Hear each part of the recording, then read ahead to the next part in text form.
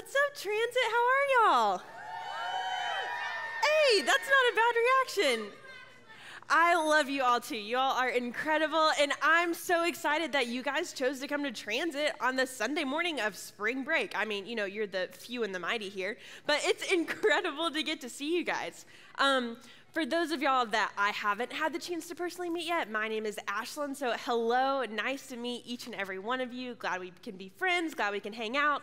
And guys, I really just love being here at Transit because I genuinely love getting to hang out with you guys each and every Sunday. So it means the world to me that you're here this morning and that we just get to hang out and have a great time. But today we are kicking off a series called Come With Me, and it's going to be a two-part series this week and next week, and it's all about inviting your friends to come to Transit. But before we get into this, I have a question for y'all that maybe isn't the question you'd expect to be asked on a Sunday morning, but listen with me. Has there ever been a time, and I really need you to think, has there ever been a time that you have like fallen down the stairs or tripped over something, or maybe it's in the hallway at school, like you trip over someone's foot and you just, you face plant in front of so many people and you're so embarrassed your face turns red? Anyone in here? Okay, good, it's not just me. I want to tell you guys a story of probably one of the most embarrassing moments of my life, falling down. Does that sound good? Are we all okay with this? Mostly, maybe? Okay, well, I'm gonna tell you anyways. Let's throw this picture up on the screen here. How many of you guys know where this is? Woodlands, yes, you're correct. This is at Woodlands Camp. It is one of my favorite places ever. Shameless plug out there. I got to work there while I was in college. And you guys know this scene. You have the blob here. You know this kid, he's going off the blob. Well, the blob is not the point of this picture. The point of this picture is in the background here, this cabin. Do y'all see this cabin? How many of y'all know this cabin? Maybe have stayed in this cabin? Okay, if you've been to this cabin, you know how many stairs it takes to get up to the top of it. It is the type where you are walking up the stairs. You're winded by the time you get up there. It feels like climbing Mount Everest, honestly. Well, here's the thing. I have a story that doesn't involve me walking up the stairs, but rather down the stairs. Or maybe I should not even say walking down the stairs. So just wait. Okay, so you guys know at camp, if you've been to like 6th grade camp or transit weekend, maybe you've been to Woodlands, camp is so much fun. You're going all day long, hanging out with friends, having a great time. And honestly, you don't sleep at night at all. So therefore, you are tired, very sleepy. You might be a little delirious. You don't know what's going on. Well, honestly, same. All summers that I worked here, I honestly think I was just running on adrenaline. I don't know how I survived each and every day, but somehow I did. So this was, early morning, getting ready for the camp day. I'm leaving the cabin that I'm staying in, and I start walking down the stairs, and I make it down like this first little flight there. Okay, a little bit. Make it down the second one. At that point, my legs are like kind of shaky because I'm just tired, and my legs are tired, and they're about to give out. Well, I get down to this platform, and my legs are like wobbling, and I don't even know what happened, but somehow one foot in front of the other, and I missed a stair, and I kid you not, I tumbled down that. Like somersault all the way down, ended up on the road right here, literally like face down. I kid you not, face planted unlike ever before. But if that wasn't bad enough, in this moment, a group of my friends are like walking by right here because they're coming from another cabin and we're all going to breakfast. They're walking by and I immediately hear laughter.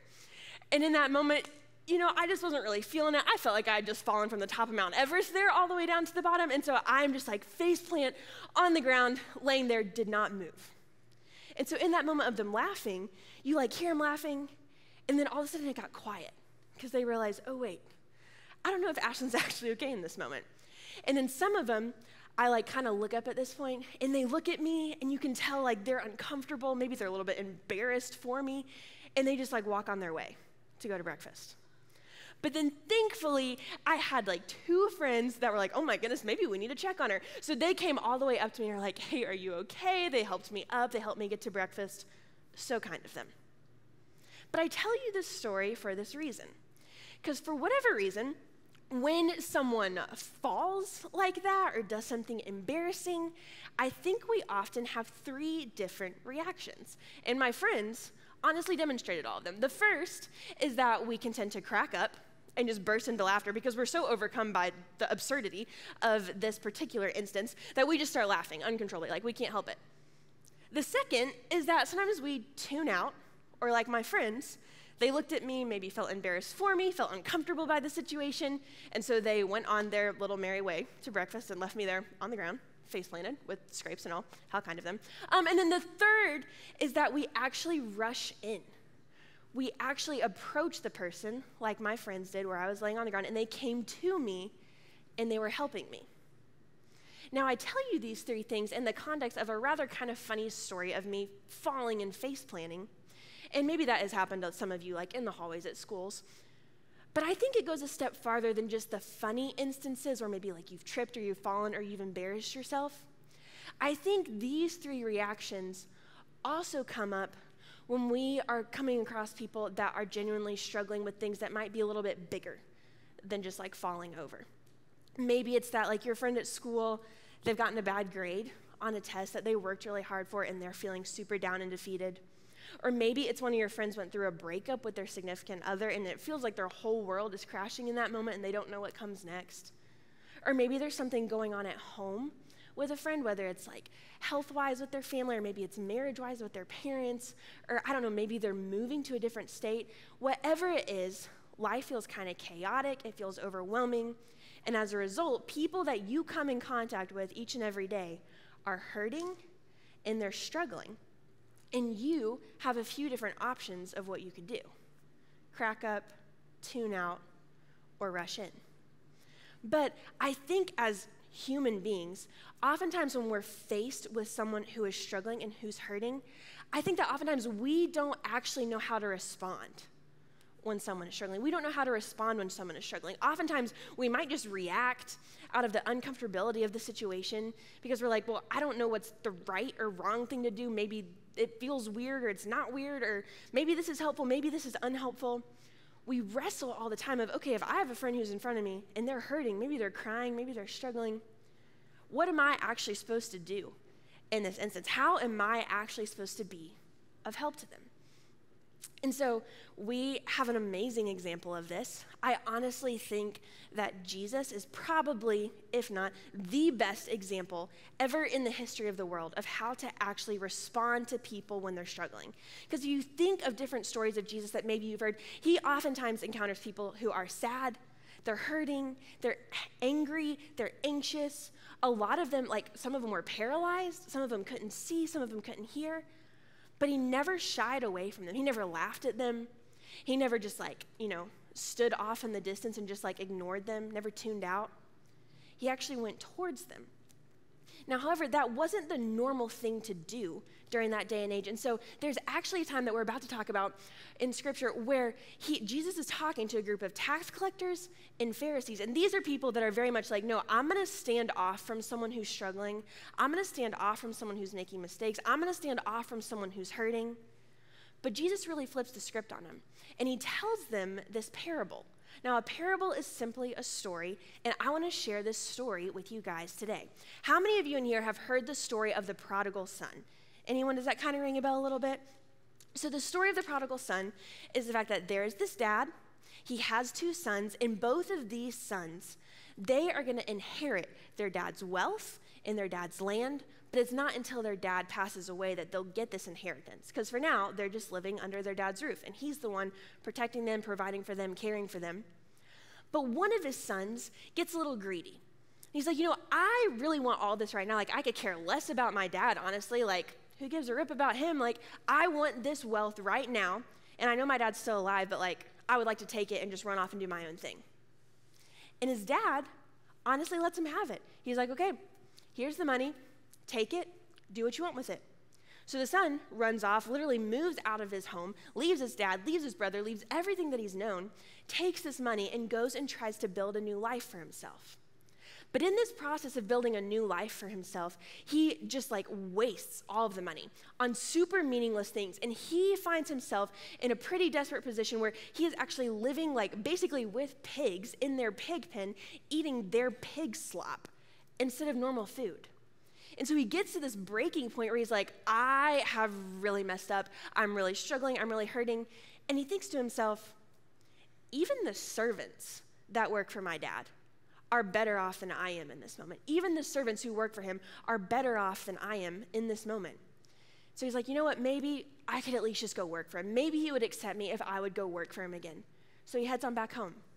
And this is what I want you to see happen. This is what Luke says. He says, but while he was still a long way off, his father saw him and was filled with compassion for him. He ran to his son, threw his arms around him, and kissed him. And it continues on to say, the son said to him, Father, I have sinned against heaven and against you. I am no longer worthy to be called your son. I am no longer worthy to be called your son. He knows that he's messed up. He knows that he's struggling. He knows that he's hurting. But look at how the father responds at the beginning. It says that the father saw him and was filled with compassion, and he ran to him. So in that moment, his father saw him. He knew what was going on. He was able to see that he was hurting. He was able to see that he was in need of help. And in that moment, instead of laughing at him or pushing him away or being angry at him, no, he was literally filled with so much compassion, filled with so much kindness that he chooses to take action on this kindness, and he chooses to run to his son. Chooses to run to him and embrace him, which is such an amazing thing. And I want you to finish this story a little bit farther. It says that the father said to his servants, quick, bring the best robe and put it on him, put a ring on his finger and sandals on his feet, bring the fattened calf and kill it. Let's have a feast and celebrate. And then the story finishes with this. It says, for this son of mine was dead and is alive again. He was lost and is found. So they began to celebrate. And guys, I love this word celebrate, because when you look up the definition of celebrate or celebration, it means to acknowledge something that's significant. Acknowledge something that's significant. Maybe that's a special event or it's a special day. In this case, the father is acknowledging that his son is significant to him, which is incredible. He's valued, he's loved, he's welcomed home. And I told you guys that this was a parable, it was a story. But the amazing thing about this is that this is actually a representation of who God is to us. God is the father in this story, and we are the son. And God, whenever we are struggling, whenever we are hurting, whenever we have messed up, he sees us, he has compassion for us, he runs to us, and he celebrates us, he values us because we are significant to him. And if he's willing to do that for us, he's willing to do that for every single other person in your life that you know. And as a result of that, we, having experienced this amazing love and compassion from God, should also extend that same love and compassion to other people. And so this is what I want you guys to take away today. I want you to know that you can put your compassion into action. You can put your compassion into action when you are coming across a friend at school who may be struggling and you feel that compassion for them, or maybe you have to choose to feel that compassion for them.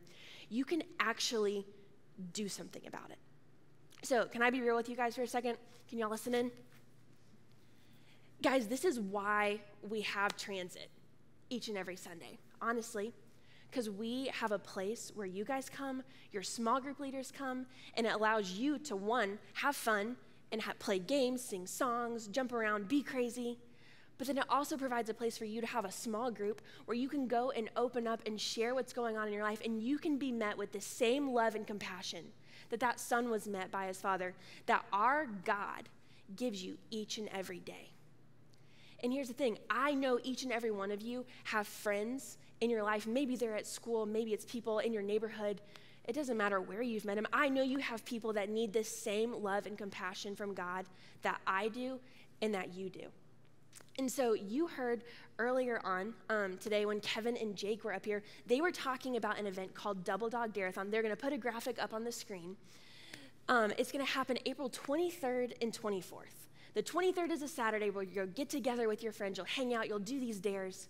And then Sunday is the 24th. You'll get to come here, have a fun award ceremony, amazing small group time. It'll be incredible. And this is an event that you can invite your friends to. Yes, because it's fun, and yes, because it's exciting, and it's weird, and you get to have a great time. But more importantly, because this is a place where you guys can be real, and you guys can actually experience the love and compassion from God, and from your small group leaders, and from your friends in your small group. And I want that for each and every one of you, and I want that for each and every one of your friends as well. So this is what I need you guys to do. Pull out your phones right now. And first, we can look at the screen again. I want you to think of a friend. And then I want you to invite a friend. So in this moment with your phone, whether it's on your notes app or your reminder, or maybe you're going to go ahead and send a text, go ahead and type down the name of a friend that you are thinking of, that you think, hey, they might be going through a lot in life right now, but I want them to come to Transit to experience the love of God in an amazing way and to have so much fun. So write it down, and then this coming week, if you haven't already texted them, I want you to text them. And then on April 23rd and 24th, we're going to get to see all of y'all here. So let me pray for us, and we'll wrap up for today. God, I thank you so much for this amazing day. I thank you for these students and that they chose to be here at Transit this morning. And I thank you that we get to have an amazing time together. I thank you that we get to have fun and we get to laugh. And I also thank you that you are a God that shows up for us all the time, that shows us so much compassion and so much love, even when we may be struggling. So I ask that you would give the students the courage this week and the weeks following to reach out to a friend, invite them to Transit so that they can experience all of this too. I thank you for being a good God, and I thank you for being a loving God. In your name I pray. Amen.